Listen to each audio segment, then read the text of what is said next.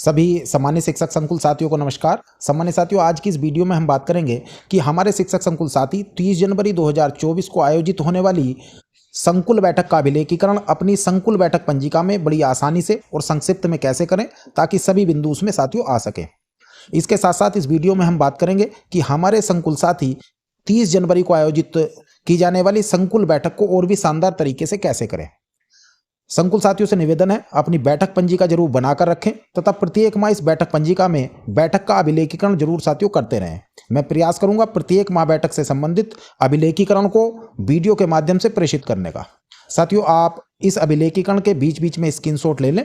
मेरे द्वारा इसे डिस्क्रिप्शन बॉक्स में भी कॉपी पेस्ट कर दिया गया है, आप वहां से भी साथियों देख सकते हैं। तो साथियों, इसे प्रारंभ करते हैं। देखिए, 23 जनवरी 2024 को इस 30 जनवरी को आयोजित होने वाली संकुल बैठक का यह निर्देश प्राप्त हुआ था, तो उसी के क्रम में साथियों हमने लिख दिया है कि 30 जनवरी 2024 को यह संकुल बैठक आयोजित की जानी है। साथियों, संकुल बैठक का जो निर्देश प्राप्त होता है उसमें दो चीजें होती हैं।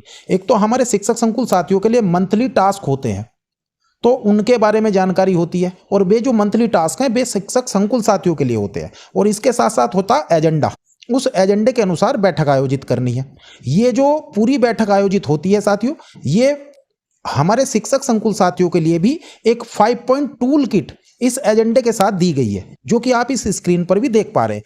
तो हमारे शिक्षक संकुल साथियों को ये पूरी की पूरी जो बैठक है ये 5 पॉइंट टूल किट के आधार पर ही ये पूरी बैठक करनी होती है साथियों। तो देखिए, क्या इसमें देखिए निष्कर्ष और कार्यव्रत क्या जारी हुआ है उसको देख लेते हैं। सबसे पहले समस्त शिक्षक संकुल साथी जो हैं वो जनवरी माह में देखिएगा जो भी मंथली टास्क आए थे उनको पूर्ण करेंगे, ऐसी उन्हें जानकारी दी गई है। और उसके पश्चात गुणवत्तापूर्ण शिक्षण संकुल बैठक को आयोजित करने के लिए देखिए जो शिक्षक संकुल साथी हैं वे 5 पॉइंट टूल किट का उपयोग करेंगे, जैसा कि अभी स्क्रीन पर आपने देखा था। इसके साथ साथ जो 30 तारीख को हम ये बैठक आयोजित करेंगे तो उसमें देखेंगे कि डिजिटल शिक्षक प्रशिक्षण वीडियो, और ये देखिएगा जो निपुण लक्ष्य ऐप में संवाद फीचर है वहाँ भी साथियों दी गई हैं, इनको देखना है। और देखने के साथ साथ इन पे जो भी मुख्य पॉइंट है उन पर चर्चा होनी है, और संबंधित जो निपुण क्विज है उसमें भी शिक्षक साथियों को प्रतिभाग कराना है।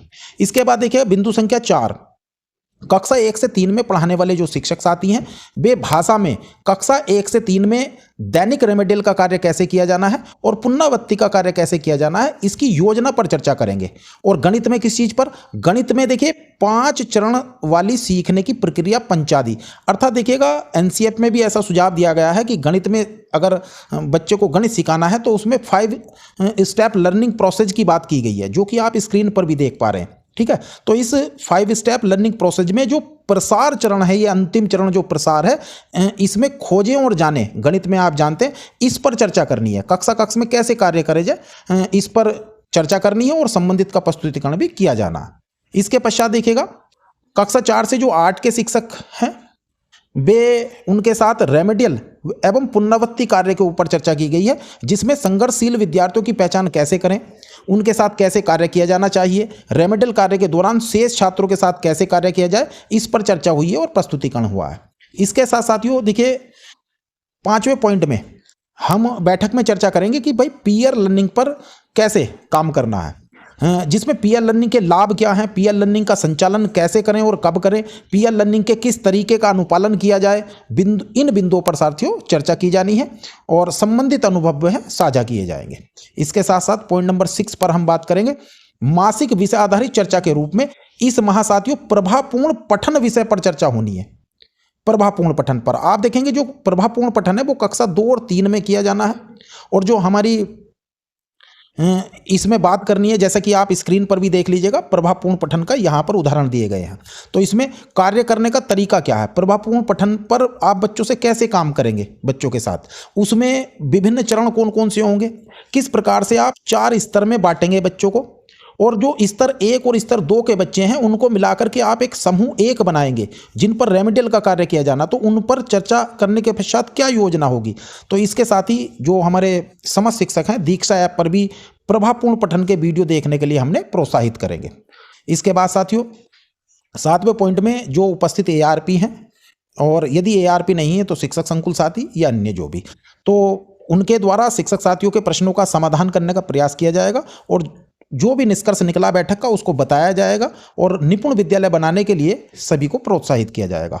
बैठक के अंत में सभी शिक्षक साथियों के साथ एक रिफ्लेक्शन गतिविधि, जो पिछले महीने भी कराई गई थी, वही रिफ्लेक्शन गतिविधि आयोजित की जाएगी, जिसमें सभी शिक्षक साथी एक घेरे में खड़े होंगे और उनसे एक एक शब्द में उन्हें बताना होगा कि शिक्षक संकुल बैठक की शुरुआत में उन्हें कैसा महसूस हो रहा था और अब बैठक समाप्त हो चुकी है तो अब उन्हें कैसा महसूस हो रहा है। इसके पश्चात शिक्षक संकुल साथियों के द्वारा डीसीएफ बनने के बाद ये बैठक संपन्न हो जाएगी।